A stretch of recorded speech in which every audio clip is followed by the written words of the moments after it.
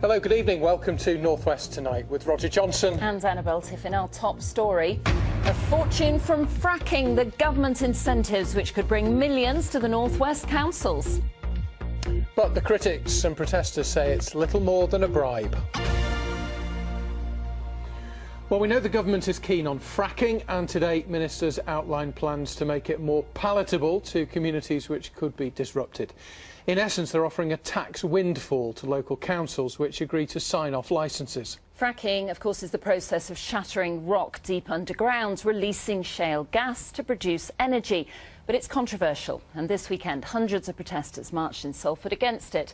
Here's our political editor now to explain how the government plans would work. Arif. Thanks, Annabelle. At the moment, councils keep 50% of any business rates they collect, but the government's going to allow them to keep all the business rates from fracking. It's said to be worth about £1.7 million a year for a typical site.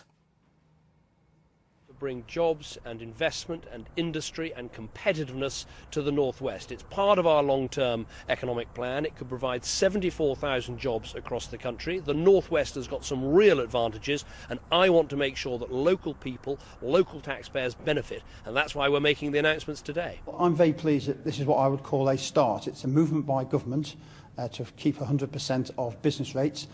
But I'd like to keep 100% of business rates for all my businesses, actually, so that I can actually deliver the services to my residents. So, in that case, it's a step forward.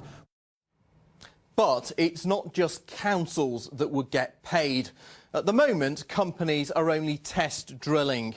But if they step up to an actual test frack, they must pay the local community £100,000. And if the company then goes ahead with commercial fracking, they must hand over a further 1% of revenues, worth somewhere between £5 and £10 million over a site's lifetime. Some MPs say that's still not enough.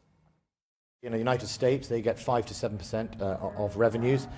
The amount is £266 billion of extractable gas in the Boland Shale. And I think if the government's going to take 62%, we certainly can get more than the 1% that's on offer. And I would hope it climbs up towards 5, 10%. Now, we've seen further demonstrations in Salford today and over the weekend against fracking. But remember, it's not those people the government's trying to convince. It's ordinary voters out there in the affected communities. And we've also heard this evening that Cheshire East councillors said it won't be fracking no matter how good the financial incentives. Annabelle. Arif, thanks very much. So will the financial incentives be enough to placate those opposed to fracking? Our environment correspondent Judy Hobson has been getting reaction from people living near proposed sites in Lancashire. Yeah, she also visited Barton Moss in Salford, where protesters today continued their efforts to prevent vehicles getting into the gas drilling site. The government may be backing it, but fracking remains controversial. Today, anti-fracking campaigners at Barton Moss tried to prevent vehicles getting to the drilling site run by energy company iGas. They're obviously disappointed by today's news that local councils can keep all the business rates from fracking, and claimed it was a desperate measure. I think this naked bribery shows they've lost the argument. I mean, where are the tax breaks for renewable energy-saving technology? All those tax breaks have been cut by this government. Trying to bribe public opinion just simply won't work in this case. But in some areas, the reaction is more positive. This is Lytham St Anne's. Lancashire County Council is set to benefit from the changes, as there are several potential fracking sites in the area. Yes, we should keep the money that's gained from it, yes. It should go back into the area instead of the government having it, really. Other areas might think it's unfair that they're not getting a share of that income, but yes, it'll be good for this area, I think. Communities close to drilling or fracking sites will benefit the most, as energy companies are giving a one-off payment of £100,000 plus 1% of any profits. Today, Quadrilla, which operates on the Fylde coast, said it would give the money to the Community Foundation for Lancashire and for them to work out how to distribute it. So, I mean, it'd be difficult for us to come along and define what the local community is. Is it just a village? Is it a 2-mile radius? No, it's about the people who are part of this, who need the funds, who want the funds for projects, and we want to make sure it goes to the right people.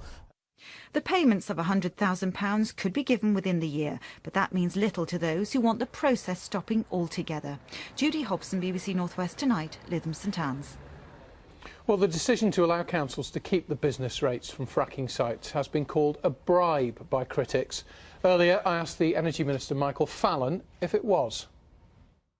No, this is about fairness. This is about ensuring that any of the gain doesn't simply go to the companies who are doing the exploration for shale, or it doesn't simply go off to the Treasury in London, but that local people and the local council actually sees the benefit, and that means they'll be able now to retain the full business rates that are being paid, and they can use that money to improve local services. There are likely to be conflicts of interest here, though, aren't there, when the councils who will decide on the planning applications have a financial incentive to approve them? Well, the councils already can set various requirements through Section 106 agreements when it comes to giving various permissions, and this is no different from the existing arrangements there are for wind farms and for big solar farms.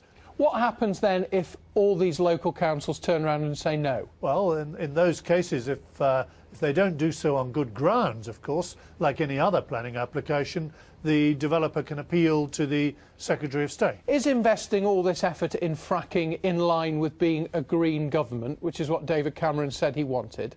Yes, it's a greener fossil fuel than many of the others. That's a complete oxymoron, a green fossil fuel. Does such a thing exist? Yes, there are different types of gas. This is a greener gas that is less polluting than other types of gas, and it's a homegrown source of energy.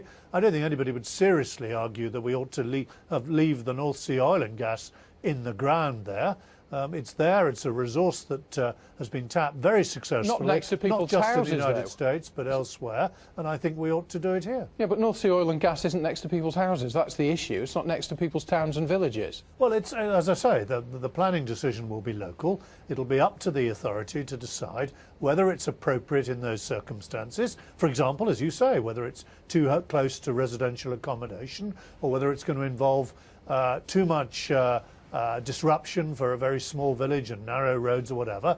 That's the point of the planning system. It'll be up to the council to determine whether that application is appropriate for that particular area, and they'll judge each one on its merits. Michael Fallon, thank you very much indeed. Thank you.